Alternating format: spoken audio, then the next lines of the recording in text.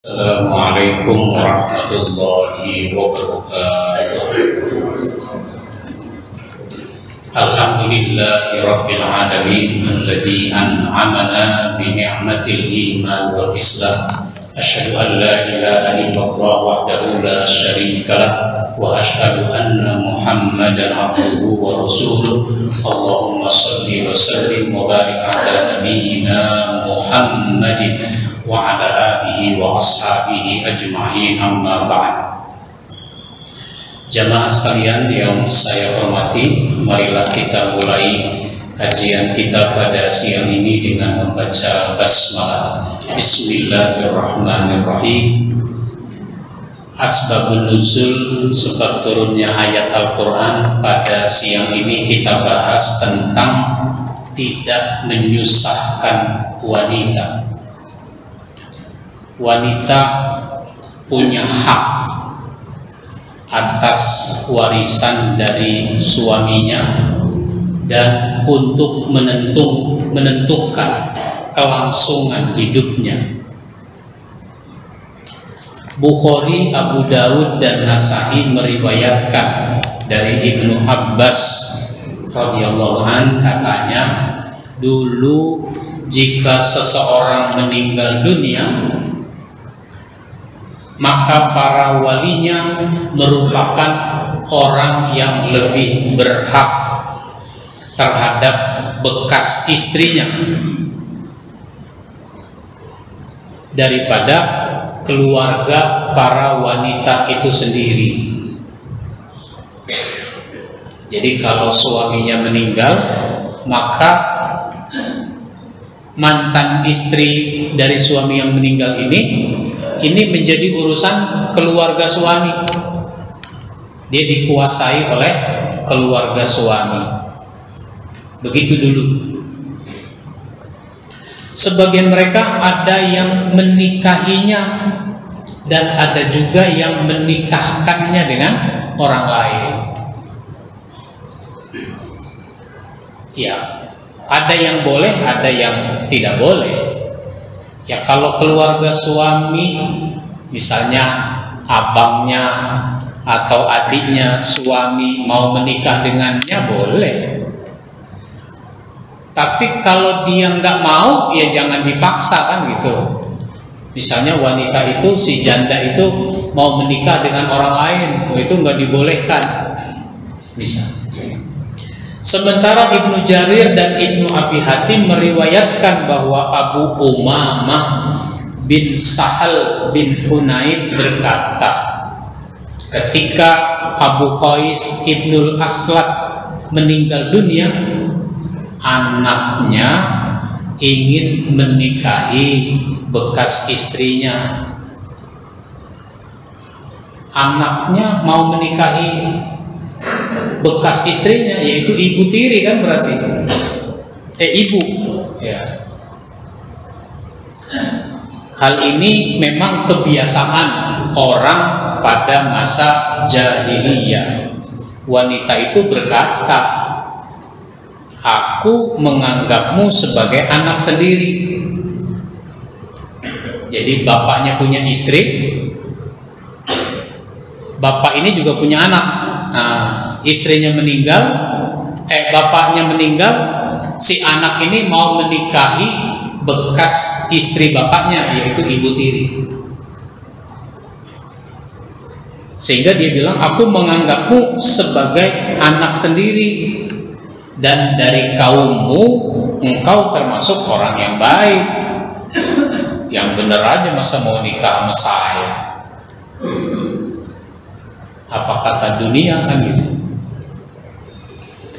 Maka wanita ini mengadukan hal itu kepada Rasulullah SAW, lalu turun ayat, yakni surat An-Nisa ayat 19. A'udzubillahi minasyaitonirrajim. Ya ayyuhalladzina amanu la yahillu lakum an tarisun nisaa karha wala ta'duluhunna litazhabu bi ba'di ma ataitumuhunna illa ayyatina bi fahisha bifahishatin mubayyinah wa ashiruhunna bil ma'ruf fa in karihtumuhunna fa asa an takrahu syai'a wa yaj'alallahu fihi khairan katsira. Hai orang beriman, tidak halal bagi kamu mempusakai wanita dengan jalan paksa. Dan janganlah kamu menyusahkan mereka karena hendak mengambil kembali sebagian dari apa yang telah kamu berikan kepadanya. Terkecuali bila mereka melakukan pekerjaan keji yang nyata. Dan bergaullah dengan mereka secara patut, secara ma'ruf, secara baik.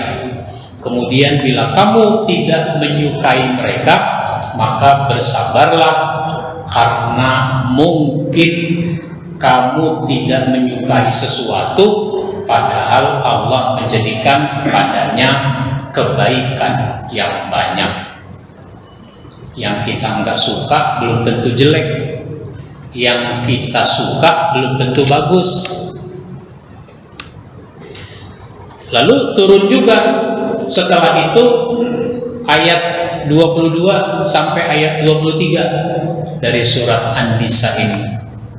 Saya bacakan artinya saja. Dan janganlah kamu kawini wanita-wanita yang telah dikawini oleh ayahmu. Nah, nggak boleh menikah dengan ibu tiri, istrinya bapak, nggak boleh.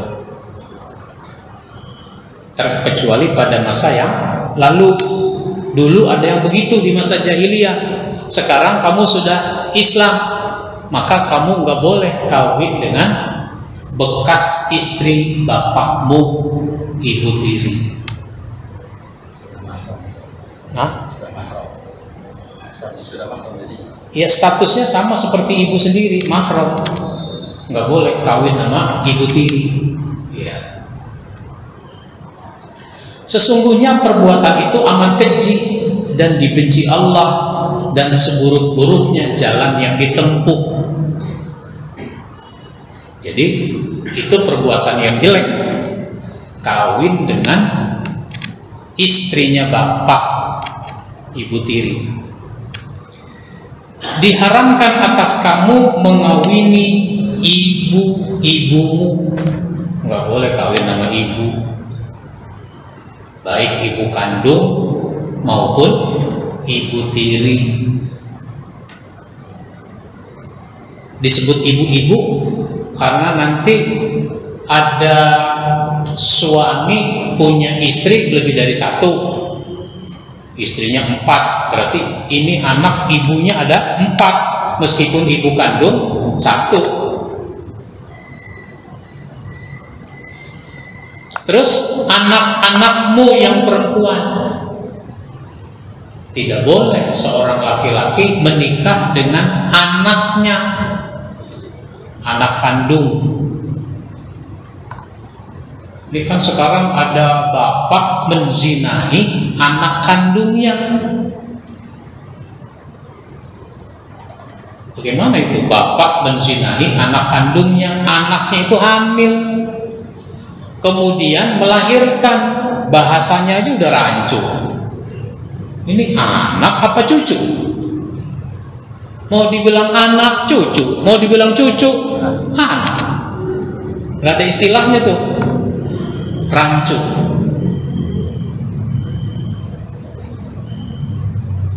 Kejadian ini makin ada gitu, makin bertambah.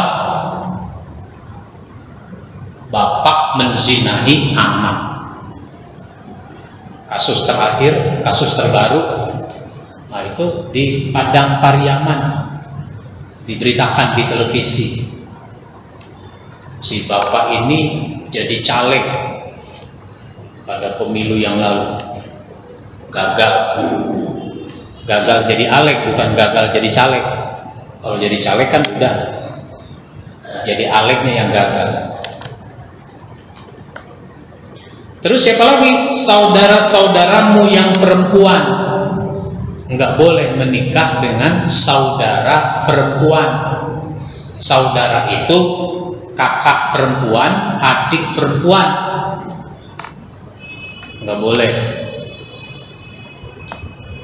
Apalagi dalam konteks kalau si perempuan mau menikah, bapaknya sudah tidak ada yang jadi wali, kan dia yang jadi wali atas saudaranya yang perempuan.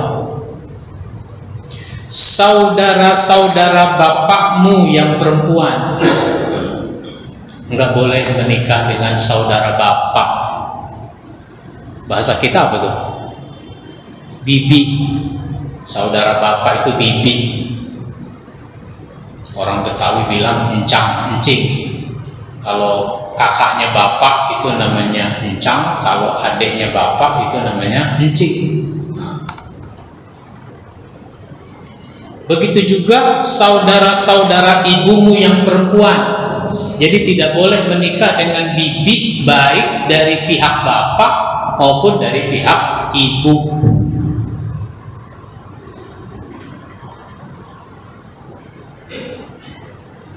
Nah, anak-anak perempuan dari saudara-saudaramu yang laki-laki nggak boleh menikah dengan anak perempuan dari saudara laki-laki.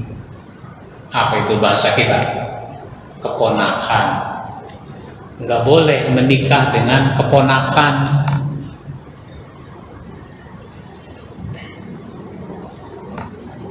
Ada juga kasus seorang paman. Paman itu masih muda, pemuda. Dia menzinahi keponakannya. Menzinahi keponakannya. Anak keponakannya itu baru kelas 6 SD. Mungkin baru sekali haid kan itu anak. Hamil. Kelas 6 SD kan udah mulai haid ya. Mungkin kelas 5 juga sudah mulai haid. Ibunya sih nggak begitu memperhatikan. Cuma gurunya di sekolah itu memperhatikan. Nih anak kok perutnya makin lama makin gede. Tambah hari tambah gede nih perut. Ternyata hamil. Dipanggil ibunya. Dibicarakan dengan ibunya. Ibunya baru tahu setelah dikasih tahu guru dari anaknya itu. Nah, yang menzinahinya adalah adiknya si ibu itu, adik ibu. Ya kan berarti paman. Anak-anak perempuan dari saudaramu yang perempuan, itu tadi keponakan dari bapak maupun keponakan dari ibu. Ibu-ibumu yang menyusui kamu. Jadi tidak boleh menikah dengan ibu susuan. Begitu juga saudara perempuan sepersusuan. Misalnya nih, bapak punya istri, habis melahirkan, kan berarti ada air susu kan? Air susu ibu. Si bayi ini disusui oleh istri bapak, yaitu ibunya memang. Nah, tetangga juga melahirkan, cuma tetangga itu meninggal waktu melahirkan, sehingga bayinya itu istri bapak yang menyusuinya. Maka anak bapak dengan anak tetangga itu namanya saudara sepersusuan. Enggak boleh menikah nanti kalau udah gede. Bukan cuma anak ini yang disusui dengan anak yang disusui, tapi juga abang adeknya.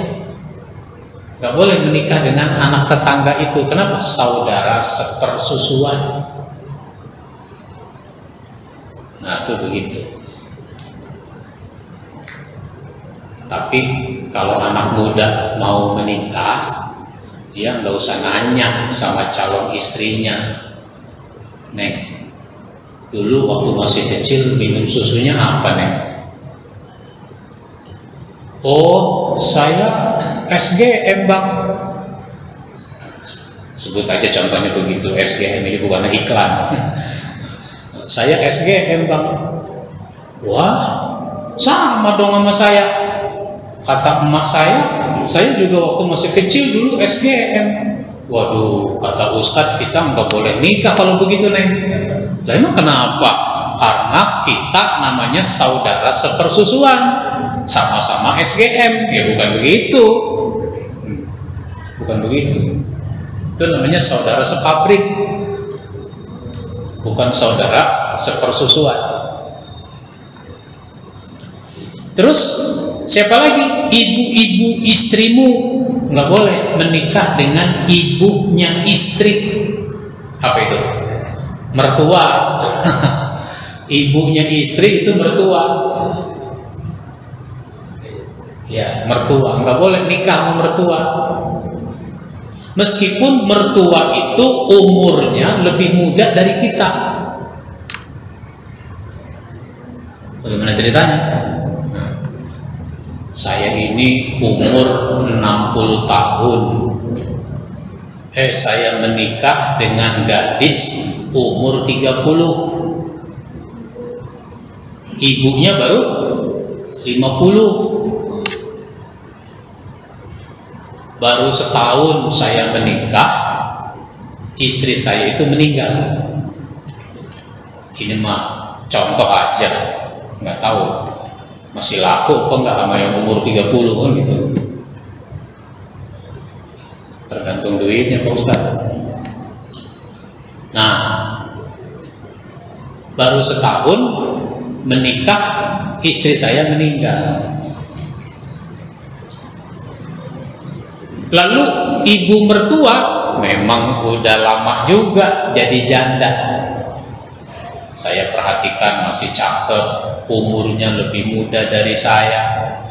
Lalu lagi nonton TV, iseng-iseng ngomong, mak kan janda, saya kan sekarang duda. Bagaimana mak kalau kita nikah aja mak? Nggak boleh.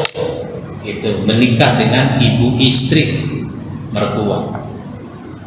Terus anak-anak istrimu yang dalam pemeliharaanmu dari istri yang telah kamu campuri. Enggak boleh laki-laki menikah dengan anak istrinya. Maksudnya bagaimana? Bapak kawin sama janda, janda punya anak perempuan, terus bapak mau kawin sama anak perempuannya si janda itu, padahal bapak sudah menikah dengan si janda itu. Nggak boleh gitu. Ini kan kadang-kadang ada kejadian si janda dinikahi, anaknya si janda dikerjain juga, dizinahi. Ada nggak yang begitu? Hah? Jadi ketika si janda sudah meninggal, istri bapak udah meninggal, maka tidak boleh kawin dengan anaknya. Kenapa? Karena istri udah dicampuri. Belum Pak Ustadz, saya belum nyampur. Belum nyampur apa? Udah nikah setahun. Jangan dipercaya omongan begitu. Nikah udah setahun masih bilang belum nyampur, belum berhubungan suami istri. Tetapi jika kamu belum bercampur dengan istrimu itu dan sudah kamu ceraikan, maka tidak berdosa kamu mengawininya. Misalnya nikahnya dengan si janda itu hari Ahad jam 9 pagi. Waktu lagi menikah itu diperlihatkan, nah, ini ibunya, ini anaknya gitu. Nah, gitu. Lah anaknya cakep, naksir sama anaknya. Lalu dalam suasana pernikahan itu ngomong-ngomong sama anaknya, kamu udah nikah belum? Belum. Kalau mau bapak mau nggak? Lah emang boleh? Ya boleh. Nanti ibu saya ceraikan. Mau tuh anak misalnya, kebangetan banget ya. Mau tuh anak, karena mau akhirnya habis asar itu ibunya diceraikan. Itu kan namanya belum nyampur kan, belum hubungan suami istri. Atau ibunya meninggal, jam 9 pagi akad nikah, jam 4 sore ibunya meninggal, kan belum ngapa-ngapain, belum hubungan suami istri. Maka boleh si bapak menikah dengan anaknya si janda itu karena belum bercampur. Dan diharamkan bagimu istri-istri anak kandungmu. Istri anak kandung yaitu apa? Menantu. Tidak boleh bapak kawin sama menantu, sekalipun itu anak udah diceraikan, udah bercerai. Bisa cerai karena anak bapak mati, bisa memang cerai hidup. Nggak boleh menikah dengan menantu. Makanya menantu itu nggak ada bekasnya. Menantu, mertua itu nggak ada bekasnya. Anak nggak ada bekasnya. Gitu, nggak ada bekas. Ibu tadi ngomong sama siapa tuh? Oh itu bekas menantu saya. Nggak boleh ngomong begitu. Oh itu menantu saya. Karena selamanya nggak boleh menikah. Jadi nggak pakai istilah bekas. Bekas istri iya, bekas suami iya. Ketika terjadi perceraian, maka dia namanya bekas istri, bekas suami. Tapi kalau mertua nggak ada bekasnya, anak apalagi. Maka kalau suami istri bercerai, anak yang dihasilkan tetap anaknya, meskipun anak itu ikut ibunya.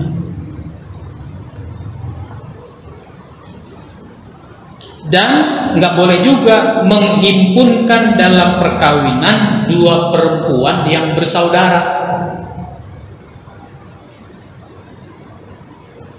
Perempuan itu punya adik perempuan juga, jadi istri. Adiknya dikawinin juga pada waktu yang bersamaan. Maksudnya pada waktu bersamaan, ini masih istri, yang itu dijadikan istri juga, bukan nikah massal, bukan. Maka kalau dia mau menikah dengan adiknya, ya berarti kakaknya harus diceraikan.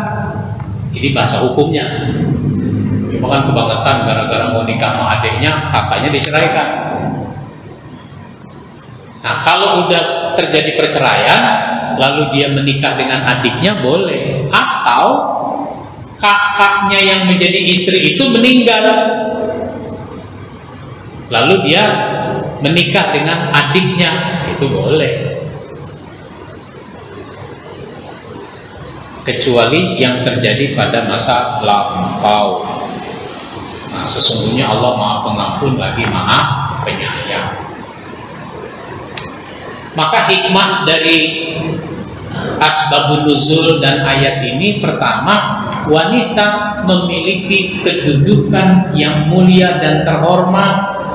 Karenanya hak-hak wanita harus diberikan dan dipenuhi. Kalau dia meninggal, suaminya meninggal, maka si istri itu menjadi ahli waris. Jangan sampai harta waris si suami dikuasai sama keluarganya. Si istri nggak kebagian, anaknya juga nggak kebagian. Nah, itu nggak boleh. Dalam warisan, wanita punya hak memperolehnya, baik dari orang tua, saudara, atau suaminya yang sudah meninggal. Kalau dia punya bapak, bapaknya meninggal, maka wanita itu menjadi ahli waris dari bapaknya, berhak. Yang ketiga, seorang anak tidak dibenarkan menikah dengan bekas istri bapaknya atau ibu tirinya. Nah, ini yang tidak boleh dilakukan, sehingga di dalam Islam ditentukan kepada siapa kita boleh menikah, kepada siapa kita tidak boleh menikah. Kalau tidak paham, akhirnya nikah pada sembarang orang, yang penting nafsu terpenuhi, terlampiaskan. Ini sesuatu yang tidak benar. Baik, ada pertanyaan?